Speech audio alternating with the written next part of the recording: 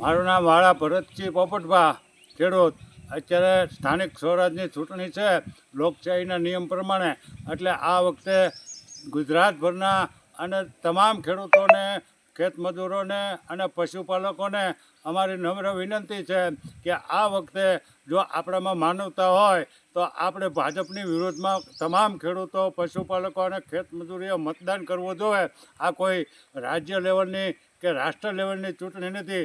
આ સ્થાનિક સ્વરાજની ગામડાની ચૂંટણી છે અને ગ્રામ પંચાયત, જિલ્લા, તાલુકા પંચાયત અને જિલ્લા પંચાયત, નગરપાલિકા અને મહાનગરપાલિકા. આ વખતે ખેડૂતો જો છેલ્લા 10 વર્ષથી હેરાન થતા હોય, પછી કપાસ પકવતા હોય તો ભલે, ડુંગળી પકવતા હોય તો ભલે, ઘઉં પકવતા હોય, એરડા પકવતા હોય, ચીણા પકવતા, કોઈ પણ ચીજ પકવતા હોય અને એના જો ભાવ આ સરકારમાં ન મળતા હોય તો અત્યારે સરકારની સામે આપણે લડી લેવું જોઈએ અને મતદાનથી સરકારને બતાવી દેવું જોઈએ કે આ અમારું મત. એક પણ મત ખેડૂતના જો દીકરા હોય અને ખેડૂતના દીકરા તરીકે તો એવી પ્રતિજ્ઞા લેવી જોઈએ કે આપણે ખેડૂત થઈએ, પશુપાલક થઈએ અને ખેત મજૂર થઈએ. જો અમારી માનું ધાવણ દેવાઈશું તો અમે આ વખતે ભાજપને મત નહીં આપીએ. અમારો ભાઈ દીકરો કે હગા સંબંધી ઊભા છે તો અમે ભાજપને મત સ્થાનિક સ્વરાજની ચૂંટણીમાં નથી આવી. એટલી જો તમે બધા એક સાથે એક સંપ કરો તો આ વખતે 4 જ મહિનાની અંદર સરકાર તમને ડબલ ભાવ કરી દે, ડુંગળીના, કપાસના, સિંગના તમામ, અને જખ મરાવીને સરકારને કરી દેવા પડે.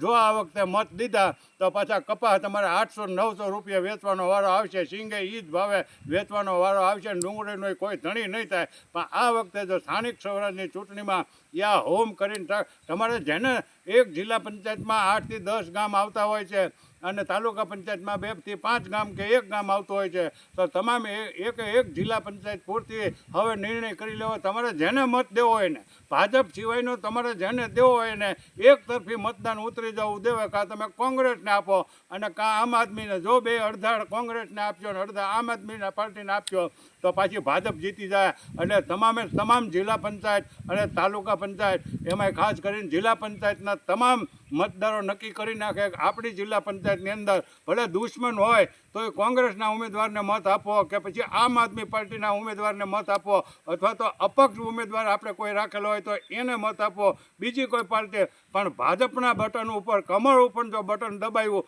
તો આ વખતે ખેડૂતોની કઠણાઈ બેસી ગયેલી છે, એ વાત નક્કી છે. એટલે અમે વિનંતી કરી અને 2 હાથ જોડીને કહીએ છીએ કે જો ભાજપની સામે અને આ સરકારની સામે જો ખેડૂતોને લડી લેવું હોય, પશુપાલકોને લડી લેવું હોય, ખેત મજૂરોને લડી લેવું હોય તો આપણા પાસે મોટામાં મોટો હથિયાર આ મત દેવાનું છે.